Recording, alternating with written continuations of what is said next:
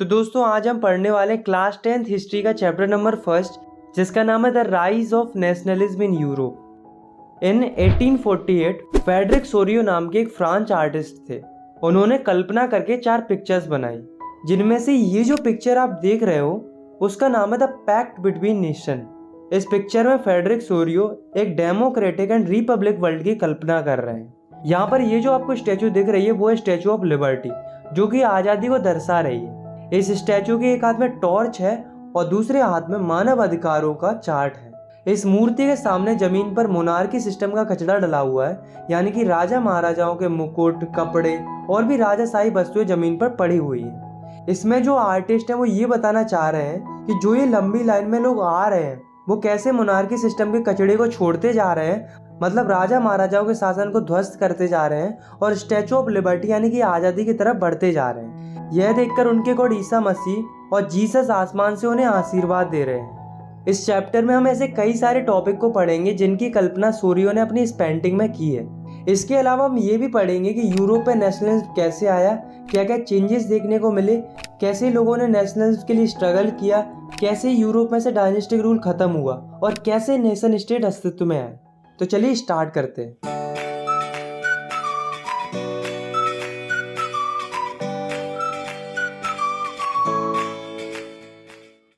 The France revolution and the idea of the nation.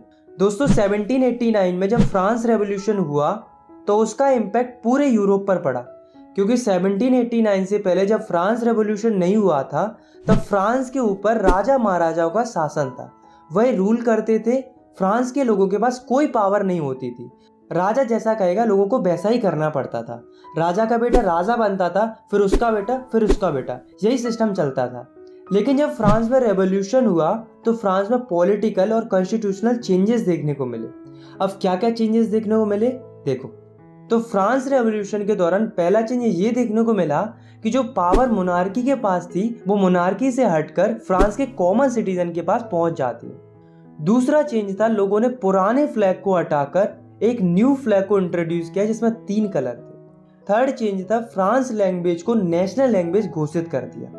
Fourth change था France के लोगों ने एक नया नेशनल एंथम कंपोज किया और साथ में शपथ भी लिया।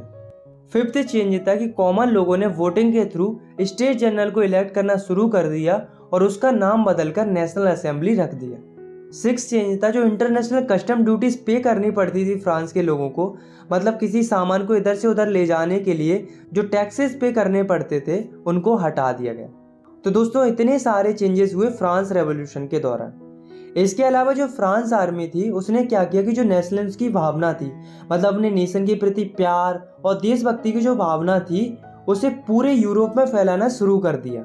इन्होंने कहा कि अगर हम मोनार्की को हटाकर डेमोक्रेसी ला सकते हैं तो आप लोग क्यों नहीं। ऐसा इन्होंने ढिंढोरा पीटना शुरू कर दिया पूरे यूरोप में। सब कुछ सही चल रहा था, फ्रांस से मोनार्की सिस्टम हट चुका था और डेमोक्रेसी आ गई थी, लोग खुशी खुशी रह रहे थे। लेकिन 1799 में एक ऐसे व्यक्ति की एंट्री होती है जो फ्रांस से डेमोक्रेसी को हटा देता है और सारी पावर अपने हाथ में ले लेता है।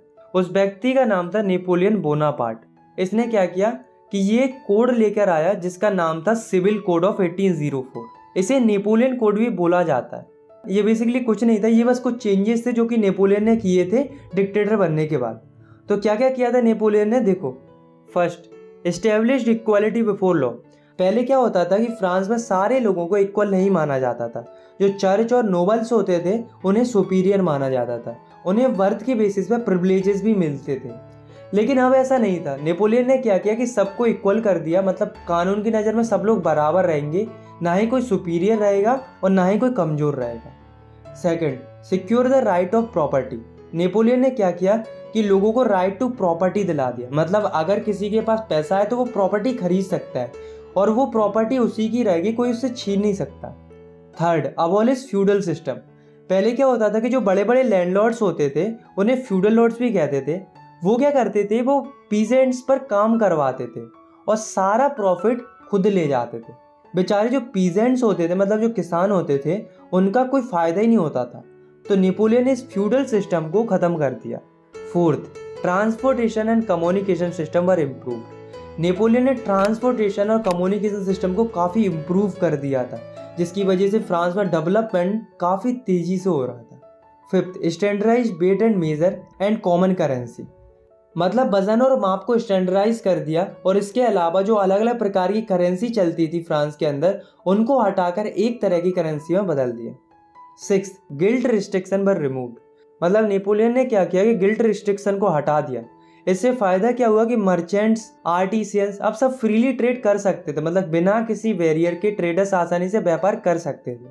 तो दोस्तों इतने सारे चेंज नेपोलियन ने किए थे, पर ये जो चेंज नेपोलियन ने किए थे वे लोगों को इतने पसंद आए कि लोग नेपोलियन को मसीहा समझने लगे। फ्रांस तो छोड़ो, फ्रांस के जो आसपास के जो देश थे वो खुद नेपोलियन और उसकी आर्मी का स्वागत कर रहे थे, क्योंकि उनको लग रहा था कि नेपोलियन ही हमें इस मोनार्की सिस्टम से आज़ाद करा सकता है। ऐसा उनको इसलिए लग रहा था क्योंकि नेपोलियन जहाँ कहीं भी जा रहा था वहाँ से मोनार्की खत्म होती जा रही थी। लेकिन उन्हें क्या पता था कि जिस नेपोलियन को वो अपना हीरो समझ रहे थे वो एक्चुअली में विलन था। तो ऐसे क्या कारण थे जिससे नेपोलियन से लोग नफरत करने लगे? तो पहला रीज़न था नेपोलियन ने लोगों को पॉलिटिकल फ्रीडम नहीं दी थी। दूसरा कारण था टैक्स बढ़ा दिया था। तीसरा कारण था लोगों के ऊपर सेंसरशिप लगा दी थी। और चौथा और सबसे बुरा कारण था नेपोलियन जबरदस्ती लोगों को आर्मी में भर्ती कर रहा था। अब वो ऐसा क्यों कर रहा था? क्योंकि उसे पूरे यूरोप को कॉन्कर करना था, तो इसके लिए उसे आर्मी की जरूरत तो थी। तो उसने लोगों को जबरदस्ती आर्मी में भर्ती करना शुरू कर दिया। ये उसकी सबसे बड़ी गलती थी। और दोस्तों ये जो कारण थे, इन्हीं कारणों की वजह से लोग नेपोलियन से नफरत करने लगे थे।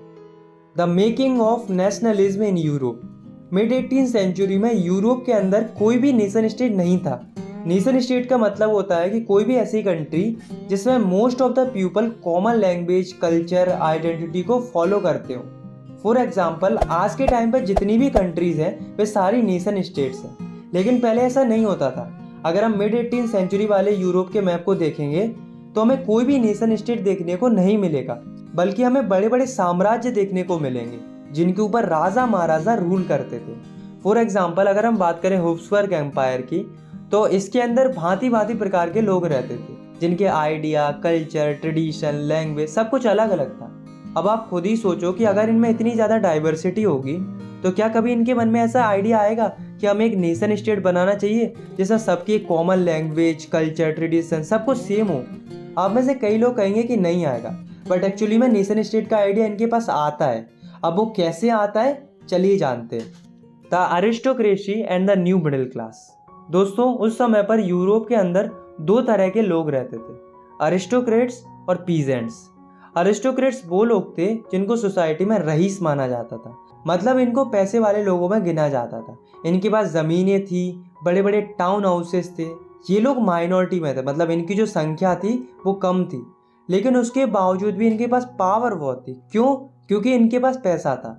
ये जो लोग थे वे आपस की फैमिलीज में शादी करते थे और ये फ्रांस लैंग्वेज बोलते थे, क्योंकि इनका मानना ये था कि फ्रांस लैंग्वेज रईसों वाली भाषा है। इसके अलावा इनका जो स्टैंडर्ड ऑफ लिविंग था वो सबका कॉमन था। एक जैसे कपड़े पहनते थे, एक जैसा खाते थे, मतलब एक जैसी लाइफस्टाइल जीते थे। वहीं जो पीजेंट्स थे वे गरीब थे, इनके पास खुद की कोई ज़मीन नहीं थी। ये अरिस्टोक्रेट्स की जो ज़मीन होती थी उन पर जाकर काम करते थे और उनकी ज़मीन की देखभाल करते थे।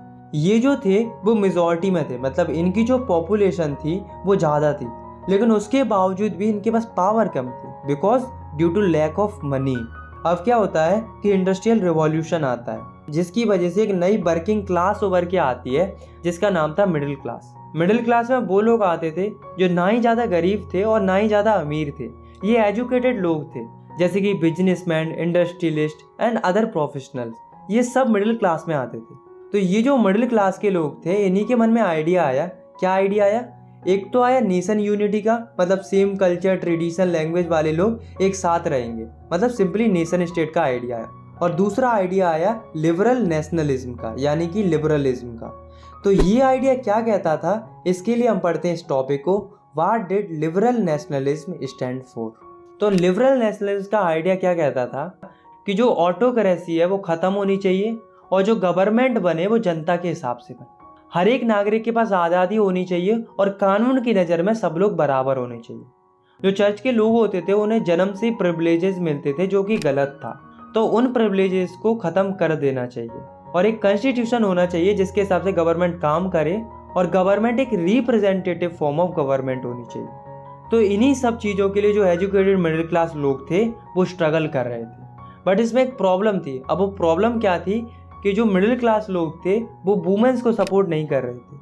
ये भले ही वोटिंग राइट्स की मांग कर रहे थे पर केवल मेंस के लिए, वुमेन्स के लिए नहीं कर रहे थे, और वो भी ऐसे मेंस के लिए जिनके पास प्रॉपर्टी हो। अब आप खुद ही सोचो कि जिन लोगों को छोड़ा जाएगा वो क्या करेंगे, प्रोटेस्ट करेंगे।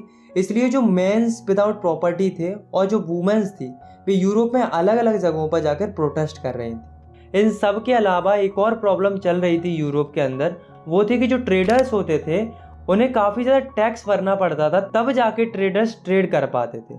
तो जब ट्रेडर्स हेम्सबर्ग से न्यूरेनबर्ग जाते थे व्यापार के लिए तो उन्हें 11 जगहों पर टैक्स देना पड़ता था, वो भी 5% के हिसाब से। अब आप खुद ही सोचो कि इतना टैक्स अगर ट्रेडर्स पे करेंगे तो कमाएंगे क्या, तो इनको बहुत प्रॉब्लम होती थी। इसके साथ साथ यूरोप में कई प्रकार की करेंसीज भी चलती थी, लगभग 30 अलग अलग प्रकार की करेंसी चलती थी। तो इससे ट्रेडर्स को बहुत दिक्कत आती थी, उन्हें हर नए स्टेट में करेंसी चेंज करनी पड़ती थी। तो क्या हुआ, 1834 में कस्टम यूनियन फॉर्म हुआ जिसका नाम था ज़ोलवेरिंग। इसे प्रूशिया ने स्टार्ट किया था और इसमें बाद में जाकर अदर जर्मन स्टेट भी ज्वाइन हो गए थे। इसने क्या किया, इसने 3 काम किए। पहला, जो ट्रेड बैरियर्स थे, मतलब जो अलग अलग जगहों पर टैक्स देने पड़ रहे थे, उनको हटा दिया। दूसरा, जो अलग अलग प्रकार की 30 करेंसी चल रही थी यूरोप के अंदर, उनको रिड्यूस करके 2 तरह की करेंसी में कर दिया। तीसरा, रेलवे नेटवर्क को प्रमोट किया जिससे ट्रेडिंग और भी आसानी से हो सके। A new conservatism after 1850। अब दोस्तों, मैंने आपको नेपोलियन की स्टोरी सुनाई थी। मैंने आपको बताया था कि नेपोलियन ने 1799 से रूल करना स्टार्ट किया था और उसका रूल 1815 तक चलता है। तो 1815 में ऐसा क्या हुआ कि नेपोलियन का रूल ख़त्म हो जाता है।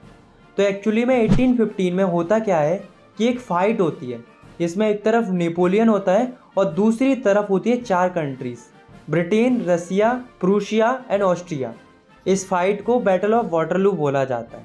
तो इस फाइट का रिजल्ट क्या होता है कि जो नेपोलियन होता है वो हार जाता है। नेपोलियन की हार के बाद जो जीते हुए स्टेट्स थे, Britain, Russia, Prussia and Austria, ये कौन थे? ये कंजर्वेटिव लोग थे। ये नहीं चाहते थे कि सोसाइटी में कोई चेंज हो, इन्हें मोनार्की पसंद थी। ये चाहते थे कि मोनार्की फिर से वापस आ जाए। तो ये क्या करते हैं, ये कंजर्वेटिज्म लाते हैं। मतलब नेपोलियन ने जो कुछ भी किया था उसको हटाकर जो पुराना सिस्टम था उसको वापस लाते हैं, और साथ में यूरोप में जो भी चेंज हुए थे उनको पहले जैसा कर देते। जैसे कि मोनार्की सिस्टम को ये वापस ले आते, चर्च की पावर को वापस ले आते, सोशल हायरार्की को वापस ले आते। मतलब जो अपर क्लास लोअर क्लास का जो सिस्टम चलता था ना पहले, उसको वापस ले आते हैं। ऑटोक्रेटिक रूल को वापस ले आते हैं। इन्होंने सेंसरशिप भी लगा दी थी, मतलब कोई इनके अगेंस्ट छाप नहीं सकता, लिख नहीं सकता, और ना ही कोई इनके खिलाफ आवाज़ उठा सकता है किसी भी तरह से। इन सब के अलावा इन चारों स्टेट ने एक ट्रीटी साइन की जिसका नाम था ट्रीटी ऑफ वेना। ये 1815 में ही साइन की गई थी। इसको होस्ट कर रहे थे ऑस्ट्रियन चांसलर ड्यूक मेटरनिच। तो इस ट्रीटी में से क्या था, क्या क्या चेंजेस आए थे इस ट्रीटी की वजह से, चलिए देखते हैं। First, bourbon dynasty was restored in France. France में जो बर्बन डायनेस्टी चलती थी पहले, जिसे बीच में हटा दिया था, उसे फिर से रीस्टोर कर दिया। सेकंड, फ्रांस के चारों तरफ बाउंड्रीज पर स्टेट सेटअप किए गए जिससे फ्रांस का एक्सपेंडेशन ना हो। थर्ड, प्रूसिया को कुछ इंपॉर्टेंट टेरिटरीज दी गई on it's western border. Fourth, Austria को भी नॉर्थ इटली पर कंट्रोल मिल गया। फिफ्थ, रसिया को पोलैंड दे दिया गया। सिक्स्थ, नेपोलियन ने कॉन्फेडरेशन बनाई थी 39 स्टेट की, उसको इन्होंने अनटच्ड रहने दिया। बाकी तुम्हें तो पता ही है कि नेपोलियन की हर एक चीज़ को तो इन्होंने चेंज कर दिया था। अब दोस्तों, ट्रीटी ऑफ वेना के बाद यूरोप में पूरी तरह से मोनार्की आ चुकी थी और जो कंजर्वेटिव लोग थे उनके पास पावर आ चुकी थी। The revolutionaries. तो इस कंजर्वेटिव से बहुत से लिबरल नेशनलिस्ट लोग खुश नहीं थे।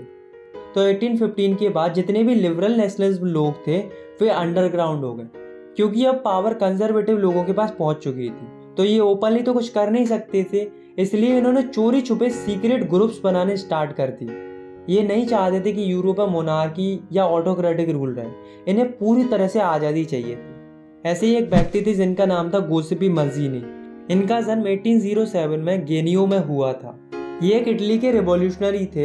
ये एक सोसाइटी के मेंबर भी थे जिसका नाम था कार्बोनरी, और साथ में इन्होंने 2 सीक्रेट सोसाइटी बनाई थी, पहली यंग इटली इन मार्सेलिस और दूसरी यंग यूरोप इन वर्न। तो ये 2 सोसाइटी बनाई थी। ये इटली के थे, इसलिए ये चाहते थे कि इटली एक नेशन स्टेट बने। इन्हें देखकर यूरोप में अलग अलग जगहों पर भी सीक्रेट सोसाइटी बनना स्टार्ट हो जाती है। अब आप खुद ही सोचो कि इतनी सारी सीक्रेट सोसाइटी अगर बनेंगी तो क्या होगा? रिवॉल्यूशन होगा, ऑफ कोर्स होगा। द एज ऑफ रिवॉल्यूशन 1830 से लेकर 1848 का जो दौर है, इसमें यूरोप के अंदर कई सारे रिवॉल्यूशन होते हैं, इसलिए इस दौर को एज ऑफ रिवॉल्यूशन बोला जाता है। तो इस पीरियड में दो ही मेन रिवॉल्यूशन हुए हैं, एक तो हुआ है जुलाई रेवोल्यूशन और दूसरा हुआ है ग्रीक रेवोल्यूशन। तो सबसे पहले हम बात करते हैं जुलाई रेवोल्यूशन की। तो जुलाई रेवोल्यूशन दो जगहों पर होता है, पहला फ्रांस के ऊपर और दूसरा बेल्जियम के ऊपर। तो फ्रांस में क्या होता है, फ्रांस से बर्बन किंग को हटा दिया जाता है, मतलब कंजर्वेटिव लोगों ने जो बर्बन डायनेस्टी सेटअप की थी फ्रांस के अंदर, उसको हटा दिया जाता है और साथ में कॉन्स्टिट्यूशनल मोनार्की सेटअप की जाती है। मतलब मोनार्की तो रहेगी बट उसमें काम कॉन्स्टिट्यूशन के हिसाब से होगा। इन सब के अलावा लुइस फिलिपी को फ्रांस का हेड बना दिया जाता है। अब बात करते हैं बेल्जियम की। पहले क्या था कि जो बेल्जियम था वो यूनाइटेड किंगडम ऑफ नीदरलैंड का ही पार्ट था, मतलब Belgium United Kingdom of Netherland के कंट्रोल में आता था। तो जो बेल्जियम के लोग थे उनको आज़ादी चाहिए थी, वो अपना एक अलग ही नेशन बनाना चाहते थे और इसी कारण से बेल्जियम में भी रिवॉल्यूशन होता है। और इस रेवोल्यूशन का रिजल्ट ये आता है कि बेल्जियम को फ्री कर दिया जाता है, मतलब बेल्जियम आज़ाद हो जाता है यूनाइटेड किंगडम ऑफ नीदरलैंड से। अब हम बात करते हैं दूसरे रेवोल्यूशन की, जिसका नाम था ग्रीक रेवोल्यूशन। तो पहले क्या था कि जो ग्रीक था वो ऑटोमन एम्पायर का पार्ट था। तो जो ग्रीक के लोग थे वो भी और देशों की तरह फ्रीडम की डिमांड कर रहे थे, वो भी चाह रहे थे कि हमारा एक नेशन स्टेट हो, मतलब अलग से एक कंट्री हो।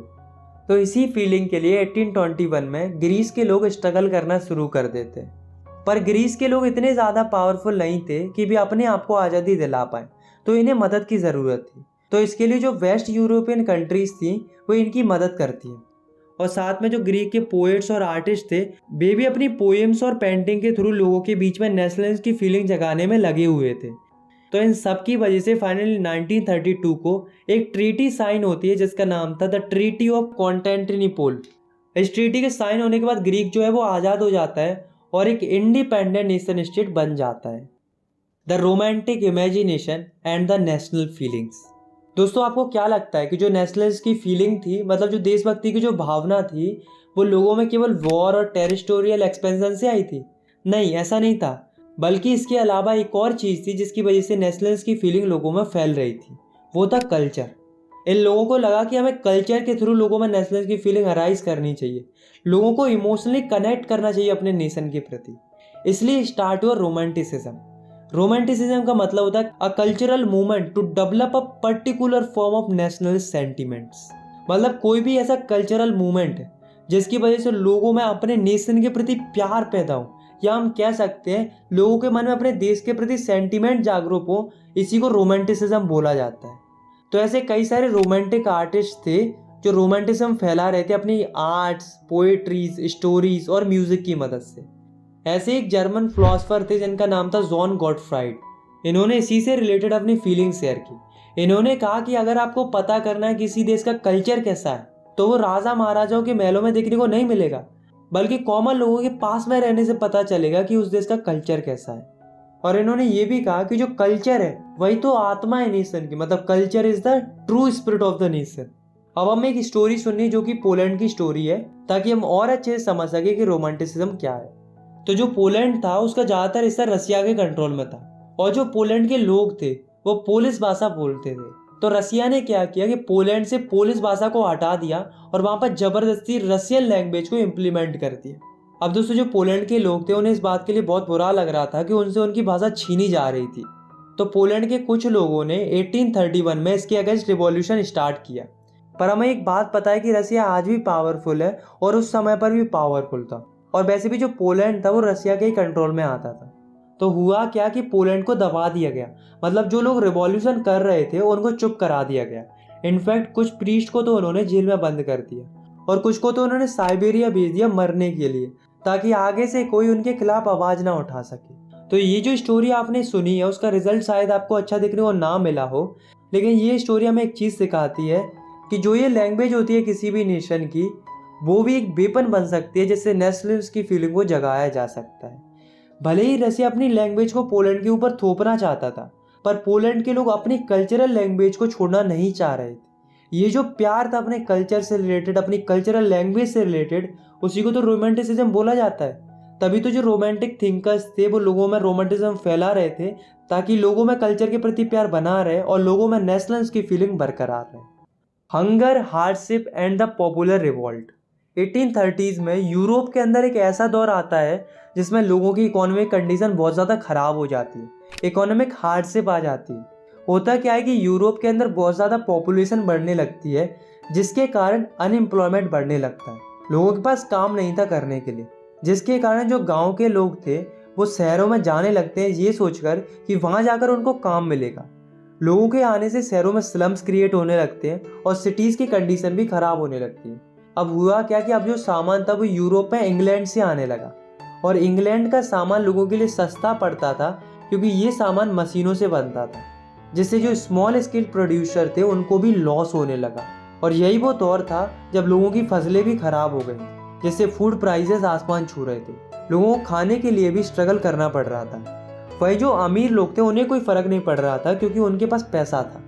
सबसे ज़्यादा हंगर और हार्डशिप का असर उन लोगों पर पड़ रहा था जो शहरों से काम की तलाश में आए थे, यानी कि गरीब लोगों पर। 1848 में फ्रांस की सिटी पेरिस की हालत ऐसी हो जाती है कि लोग सड़कों पर आ जाते हैं। ये देखकर जो फ्रांस का रूलर था लुइस फिलिपी, वो डर जाता है और वो अपनी पोजीशन छोड़कर भाग जाता है। अब जब राजा भाग गया तो कोई ना कोई तो चाहिए कंट्री को रन कराने के लिए। इसके लिए फ्रांस में एक नेशनल असेंबली फॉर्म होती है और नेशनल असेंबली फ्रांस को एक रिपब्लिक कंट्री डिक्लेयर कर देती है। मतलब अब फ्रांस जो है वो एक नेशन स्टेट बन चुका था। नेशनल असेंबली के आने के बाद कुछ चेंजेस होते हैं। बेसिकली 2 चेंजेस होते हैं। पहला, सबको वोटिंग राइट दिया जाता है, मतलब जितने भी 21 साल से ऊपर के आदमी हैं उनको वोटिंग राइट्स दे दिया जाता है। अमीर गरीब सबको वोटिंग राइट्स दे दिया जाता है, वुमेन्स को छोड़कर। औरतों को अभी भी वोटिंग राइट्स नहीं दिया गया था। Second, right to work provide कराया जाता है, मतलब सबको काम दिया जाएगा, सबके पास काम रहेगा। तो इससे अनएम्प्लॉयमेंट की जो समस्या चल रही थी फ्रांस के अंदर वो धीरे धीरे खत्म होने लगती है। 1845 में एक और इंसिडेंट हुआ था जिसको सिलेसिया रिवॉल्ट बोला जाता है, क्योंकि ये सिलेसिया में हुआ था। तो हुआ क्या था कि कुछ वीवर्स थे जिन्होंने कॉन्ट्रैक्टर के अगेंस्ट में रिवॉल्ट कर दिया था। क्यों किया था? क्योंकि कॉन्ट्रैक्टर ने इनका पेमेंट कम कर दिया था। इस बात से बीवर्स को गुस्सा आ गया और उन्होंने कॉन्ट्रैक्टर के घर में तोड़फोड़ मचा दी। कॉन्ट्रैक्टर बीवर्स के डर से एक पास के गांव में जाकर छिप जाता है, लेकिन गांव वालों ने भी उसे रखने से इनकार कर दिया। तो वो जाकर आर्मी के पास पहुंच जाता है और उनसे जाकर मदद मांगने लगता है। तो यहाँ पर जो वीवर्स उसका पीछा कर रहे थे उनकी आर्मी से फाइट होती है, जिसमें 11 वीवर्स मर जाते हैं। तो यहाँ पर जो रिवॉल्ट था वो अनसक्सेसफुल था, लेकिन बात वो नहीं थी कि सक्सेसफुल था कि नहीं था, बट बात तो ये थी कि रिवॉल्यूशन हो रहे थे और पूरे यूरोप में हो रहे थे। The revolution of the liberals. अब दोस्तों, जब सभी लोग रिवॉल्यूशन कर रहे थे तो मिडिल क्लास लोग कैसे शांत बैठ सकते थे? तो जो मिडिल क्लास लोग थे वो भी 1848 में रिवॉल्यूशन कर रहे थे। और ये क्यों कर रहे थे? क्योंकि ये नेशन स्टेट इस्टेब्लिश करना चाह रहे थे और साथ में डिमांड कर रहे थे पार्लियामेंट्री प्रिंसिपल्स की। पार्लियामेंट्री प्रिंसिपल्स का मतलब होता है कि लोगों के पास एक कॉन्स्टिट्यूशन होना चाहिए, फ्रीडम ऑफ प्रेस होना चाहिए और फ्रीडम ऑफ एसोसिएशन होना चाहिए, मतलब किसी को भी अपनी एसोसिएशन या पार्टी बनाने की आज़ादी होनी चाहिए। तो इन सब चीज़ों की डिमांड कर रहे थे मिडिल क्लास के लोग। अब दोस्तों, यहाँ से हम जर्मन रीजन की बात करने वाले। तो जर्मन रीजन में क्या होता है कि जो वहाँ के मिडिल क्लास लोग होते हैं वो क्या करते हैं, वो एक असेंबली बनाते हैं जिसको ऑल जर्मन नेशनल असेंबली बोला जाता है, जिसमें 831 मेंबर्स को ये लोग इलेक्ट करते हैं वोटिंग के थ्रू। ऑन 18 मई 1848 को ये सारे 831 मेंबर्स इकट्ठे होते हैं। कहाँ इकट्ठे होते हैं? फ्रैंकफर्ट नाम की जगह है एक जर्मनी में, जहाँ पर एक चर्च है सेंट पोल नाम का। वहाँ पर जाकर ये सारे लोग इकट्ठे होते हैं, जैसा कि आप इस पिक्चर में भी देख सकते हो। इसी को फ्रैंकफर्ट पार्लियामेंट भी बोला जाता है, क्योंकि जर्मनी में पार्लियामेंट तो था नहीं, इसलिए इन्होंने चर्च को ही पार्लियामेंट बना लिया था। तो ये जो 831 मेंबर्स थे वो क्या करते हैं, वो एक कॉन्स्टिट्यूशन ड्राफ्ट करते हैं जर्मन नेशन के लिए। पर एक प्रॉब्लम थी, जो ये 831 मेंबर्स इलेक्ट हुए थे वे सारे मिडिल क्लास लोग थे। तो ये क्या करने लगे कि जो वर्कर्स और आर्टिसंस थे उनको इग्नोर करने लगे, उनकी डिमांड्स नहीं सुनी जा रही थी। तो वर्कर्स और आर्टिसंस को गुस्सा आ गया और उन्होंने अपना सपोर्ट वापस ले लिया। वैसे वर्कर्स और आर्टिसन सपोर्ट कर रहे थे इनको, लेकिन अब नहीं कर रहे थे। इस कारण से जो मिडिल क्लास के लोग कॉन्स्टिट्यूशन की लड़ाई लड़ रहे थे वो कमजोर पड़ने लगे। लेकिन उसके बावजूद भी ये लोग गए राजा के पास अपना कॉन्स्टिट्यूशन का आइडिया लेकर। उस समय पर जो राजा था वो था फ्रेडरिक विलियम फोर्थ। ये पूरे प्रूशिया का राजा था। अब आप लोग कहोगे कि ये प्रूशिया के राजा के पास क्यों गए थे, जर्मनी के राजा के पास क्यों नहीं गए थे? तो एक्चुअली में उस समय पर जर्मनी नाम की कोई कंट्री होती ही नहीं थी, बल्कि उस समय पर जर्मन रीजन हुआ करते थे। इसलिए सारे लोग प्रूशिया के राजा के पास गए थे। अब आप खुद ही सोचो कि क्या राजा चाहेगा कि कॉन्स्टिट्यूशन आए? राजा क्यों चाहेगा अपनी पावर कम करना? इसलिए राजा अपनी आर्मी को बुलाता है और इनकी अच्छे से खातिरदारी करवाता है, और यहाँ पर ये मूवमेंट खत्म हो जाता है। तो यहाँ पर कमी क्या रही? इन्होंने वर्कर्स और आर्टिसंस का सपोर्ट नहीं लिया। अगर लेते तो ये मूवमेंट थोड़ा ब्रॉड लेवल पर होता और शायद राजा को प्रेशर में आकर इनकी बात माननी पड़ती। लेकिन अफसोस ऐसा नहीं हुआ, मूवमेंट फेल हो गया।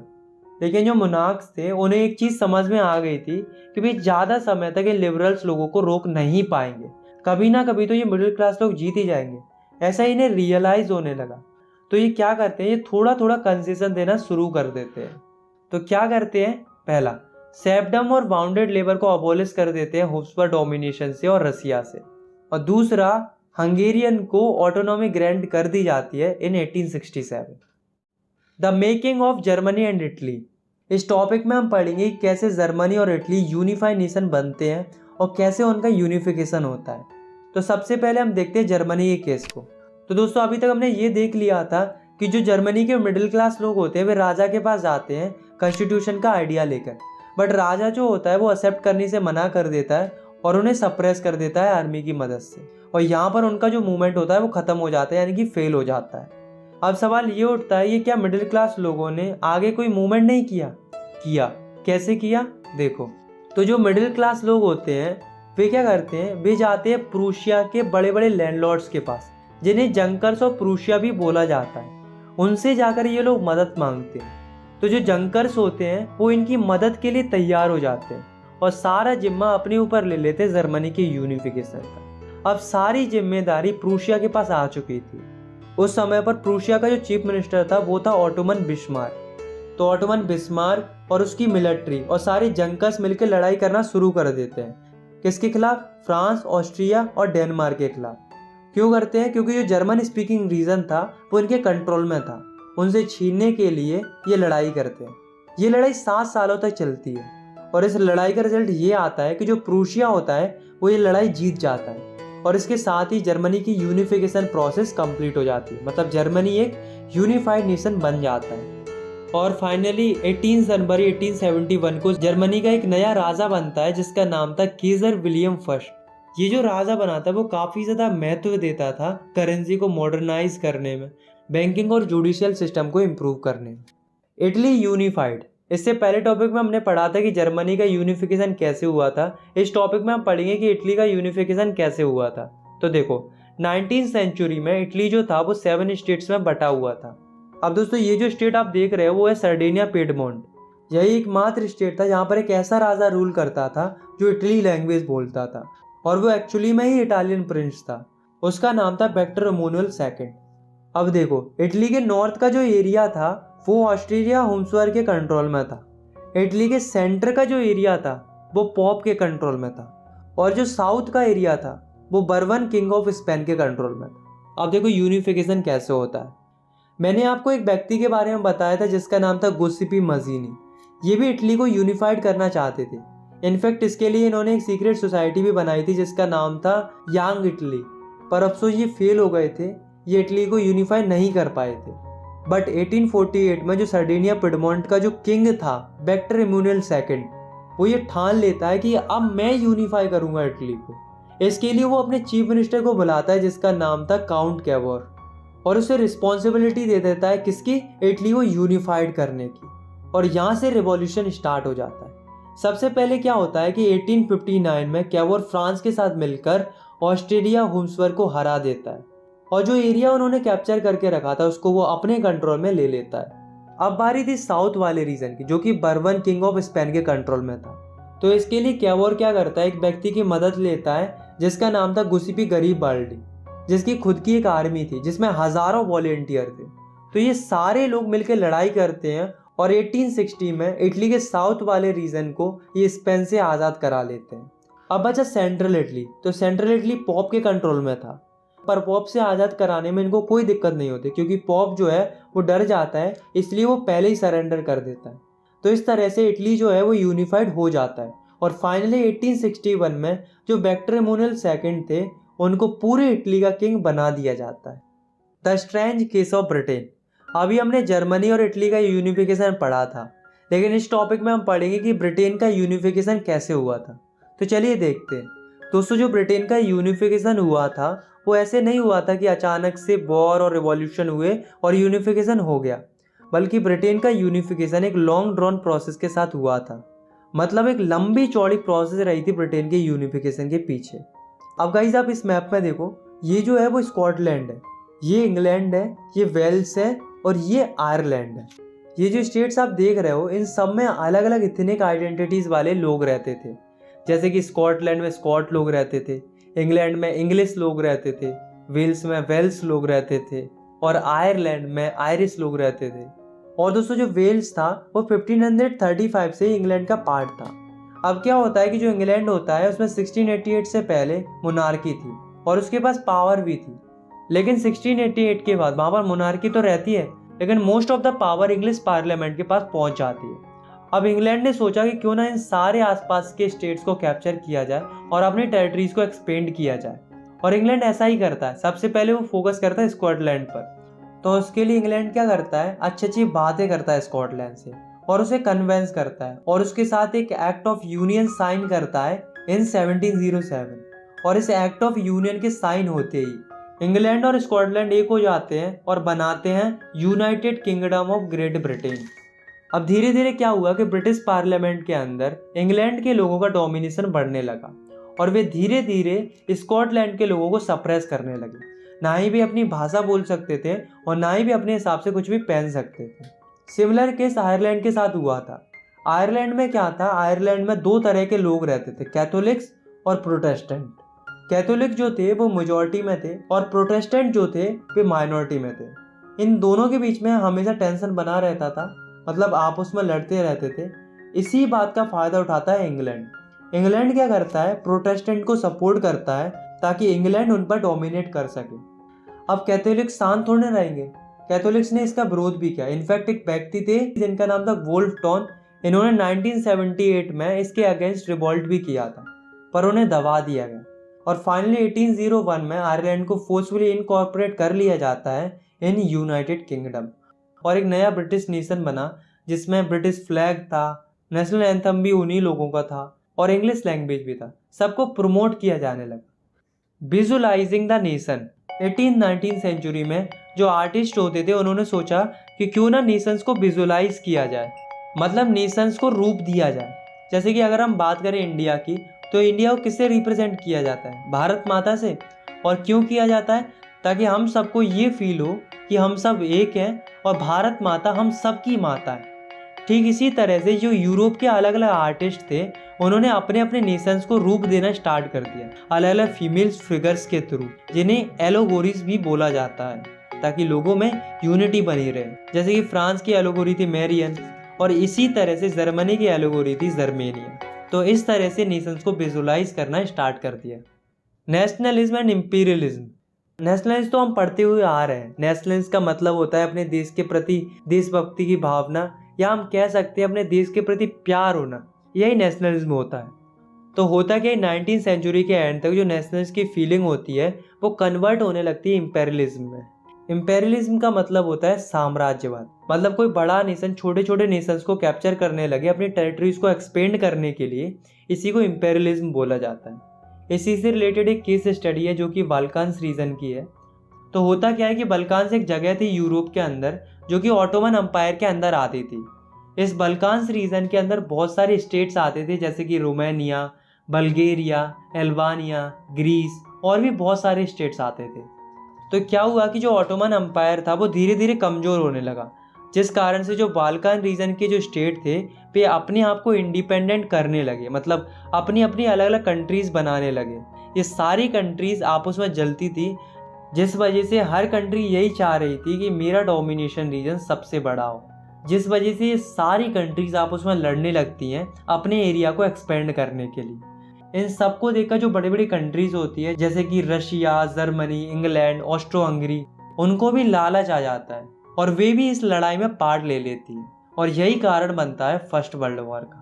बाद में जाकर कई सारे लोग एंटी इंपीरियल मूवमेंट भी चलाते और कहीं ना कहीं जो इंपीरियलिज्म था उसकी वजह से लोगों में नेशनलिज्म की फीलिंग भी जागती है, क्योंकि लोगों को डोमिनेशन कंट्री से आज़ादी चाहिए थी।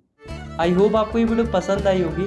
अगर आपको ये वीडियो पसंद आई तो आप इस वीडियो को लाइक कर सकते हो और चाहो तो इस चैनल को सब्सक्राइब भी कर सकते हो ऐसे ही क्लास 10 की वीडियोस आगे देखने के लिए। मिलते हैं नेक्स्ट वीडियो में, तब तक के लिए टेक केयर, बाय बाय।